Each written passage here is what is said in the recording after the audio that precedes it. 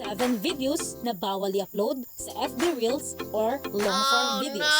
Kung baguhan ka pala ang kagaya ko at gusto mong ma-monetize ang iyong account at ayaw mong ma-restrict or ma-violate ang iyong account, tapusin mo ang video ito.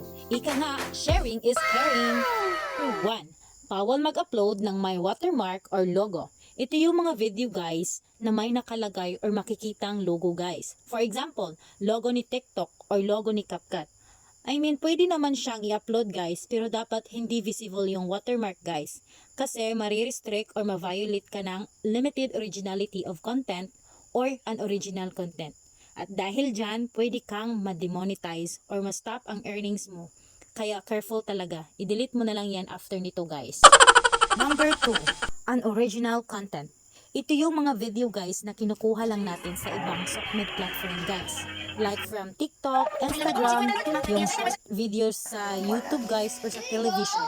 Bawal ito guys. Kaya dapat authentic na yung mga videos natin guys. Yung tayo mismo ang gumawa or ang nagsasalita. Kaya delete na natin yun guys. Number 3. Background music. Ito yung mga videos natin guys na may background music ng sikat or trending guys. Agoy, paano na lang yung maybe this time namin oy at yung record. Bawal pala ito guys dahil may copyright music issue ito guys.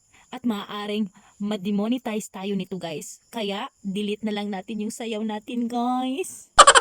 Number 4. Static videos. Ito yung mga video natin guys na nilagyan lang natin ng pictures, with effects, with text, plus with background music pa guys, para maging video. Agoy, madami kaming guilty nito.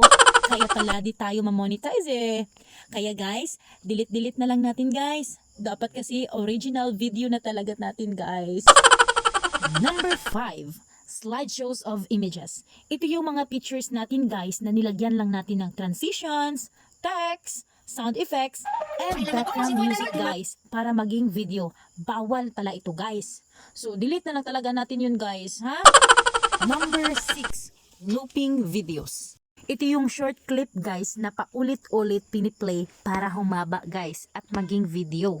Sample nito guys is yung pinapahuli tayo ng manok guys or yung pusa guys na may kondisyon.